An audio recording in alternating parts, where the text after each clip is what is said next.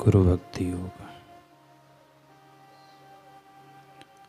गुरु में संपूर्ण श्रद्धा रखो और अपने आप को पूर्णतः गुरु की शरण में ले जाओ। वे आपकी निगरानी करेंगे। इससे सब भय, अवरोध एवं कष्ट पूर्णतः नष्ट होंगे। शिष्य का प्रथम पाठ है गुरु के प्रति आज्ञाकारिता। जो शिष्य अपने गुरु की आज्ञा मानता है वही अपनी स्थूल प्रकृति पर नियंत्रण पा सकता है। गुरु के आदेशों में शंका नहीं करना या उनके पालन में आलस्य नहीं करना, यही गुरु के प्रति सच्ची आज्ञाकारिता है।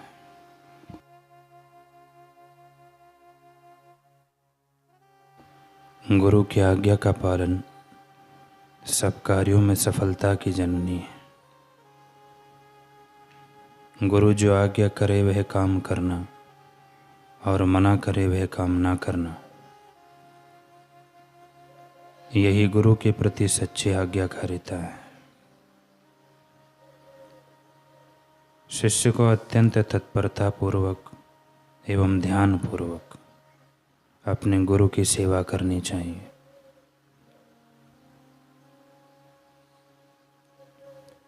गुरु की कृपा तो सदा रहती है।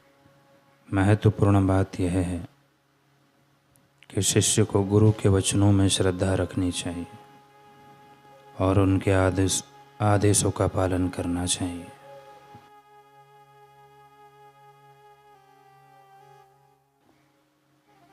बुद्धि को तेजस्वी रखने के लिए स्वाध्याय की आवश्यकता है, जिससे बुद्धि उल्टे मार्ग में ना जाए या उसका दुरुपयोग ना हो।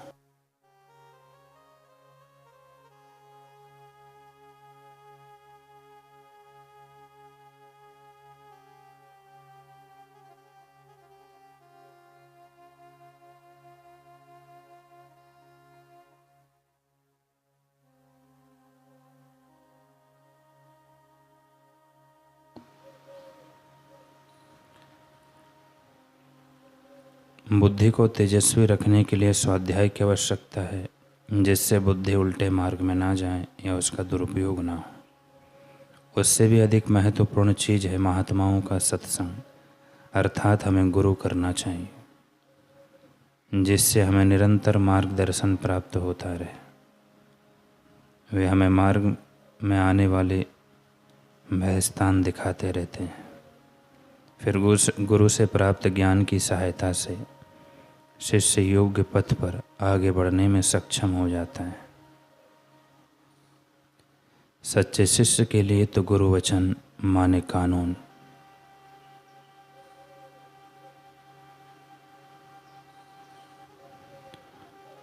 सुबह की ठंडी हवा के साथ सूर्यदेव ने अपने दर्शन देकर प्रकृति की सुंदरता को जैसे दुगना कर दिया था। चिड़िया की चहचहाहट और भौरों का गुंजन इस सुंदरता को और भी मनमोहक बना रहा था। चहुं ओर फूलों की सुगंध फैली थी। शिष्य ने पूछा, गुरुदेव, ये हम किस नगर में प्रवेश कर चुके हैं? देखिए ना, कितने सुंदर पुष्प हैं यहाँ पर। इनकी सुगंध तो मन को मोह रही है। ऐसा लगता है कि हम किसी ऐश्वर्यपूर्ण नगरी में आ पहुँचे हैं। शिष्य ने प्रसन्न होते हुए कहा। गुरुदेव बिना कोई उत्तर दिए आगे बढ़ते गए। चलते चलते दोपहर हो गई। अब गर्मी के साथ भूख प्यास भी शिष्य को सताने लगी। उसने कहा, गुरुदेव, लगता है पैरों की थकान अब आगे नहीं जाने देगी। क्यों ना वृक्ष के नीचे बैठकर थोड़ा विश्राम कर लिया जाए। गुरुदेव ने सहमति दे दी। शिष्य ने तुरंत पड़ाव डाल दिया। फिर जेब टटोली, उसमें कुछ पैसे थे। उसकी आंखों में चमक आ गई और बोला, गुरुदेव, क्या मैं खाने के लिए कुछ लेकर आऊं? गुरुदेव ने कहा, हाँ जाओ और कुछ खाद्य पदार्थ ले आओ। हम उसे पकाकर अपनी क्षुधा शांत कर लेंगे।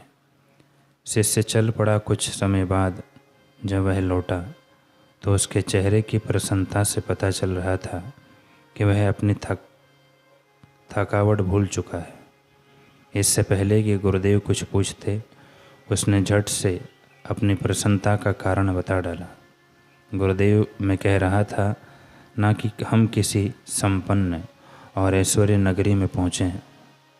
मैं बिल्कुल सही था गुरुदेव। यह नगरी तो सचमुच बड़ी पवित्र है।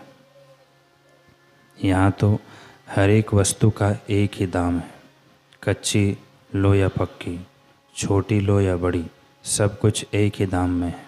वाह वाह, यहाँ नहीं कुछ तेर मेर, सब कुछ मिलता टका सेर। बस गुरुदेव, मैंने भी चमत्कार को नमस्कार किया और समझदारी का काम किया।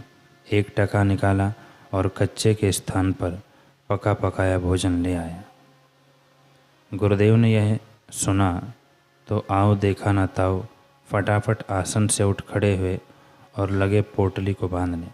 शिष्य ने हैरानी से पूछा, गुरुदेव आप ये क्या कर रहे हैं? ना विश्राम ना भोजन। गुरुदेव ने बस इतना कहा, अंधेर नगरी चौपट राजा, टके शेर भाजी टके शेर खाजा। जहाँ किसी वस्तु का मूल्य उसकी श्रेष्ठता, लागत व उपलब्धता के आधार पर नहीं है, वहाँ रहना सुरक्षित नहीं है। यह सुनकर शिष्य का तो मानो दिल ही टूट गया। उस नगरी की चकाचौंध ने शिष्य को ऐसा भरमाया था कि वह सिर पैर के तर्क देकर गुरुदेव को वहाँ कुछ दिनों तक रुकने के लिए प्रार्थनाएं करने लगा। उसकी यह स्थिति देखकर गुरुदेव ने कहा, ठीक है तुम भीतर जाकर रहो, मैं नगर के बाहर ही ठहरता हूँ। बस अब क्या था, शिष्य बेपरवाह हो इस विचित्र नगरी में भ्रमण करने लगा। एक दिन अपने हाथ में 1 टका लेके एक मिष्ठान की दुकान पर पहुँच गया। वाह भाई वाह, तुम्हारी दुकान की इमरती इतनी स्वादिष्ट है कि जीवन भर इसका स्वाद नहीं भूल पाऊंगा। शिष्य ने इमरती उठाई और मुख की ओर ले जा रहा था कि उसी क्षण एक घोषणा सुनाई दी, सावधान, जो जहाँ खड़ा है वहीं खड़ा रहे। राजा का हुक्म है, एक योग्य व्यक्ति की खोज की जाए। आप सब में हम उस योग्य व्यक्ति को तलाशेंगे। शिष्य ने जैसे ही यह घोषणा सुनी, उसके मन में तो लड्डू फूटने लगे। वाह, यही सुनहरा अवसर है अपनी योग्यता सिद्ध करने का। शिष्य तुरंत सैनिकों के पास पहुंचा और कहा, आपके महाराज किस तरह के योग्य व्यक्ति की तलाश में है? क्या मैं आपके किसी काम आ सकता हूँ? सैनिकों ने एक दूसरे की तरफ देखा, फिर कुछ इशारा किया। अब क्या था, एक सैनिक शीघ्रता से शिष्य के निकट आया। उसके हाथ में फांसी का एक फंदा था। उसने वह फंदा तुरंत शिष्य के गले में डाल दिया और खुशी से उछलने लगा, मिल गया मिल गया। अरे यह फंदा तो बिल्कुल इसी के माप का बना है। अब इसे राजा के पास ले जाएंगे और उचित उपहार पाएंगे।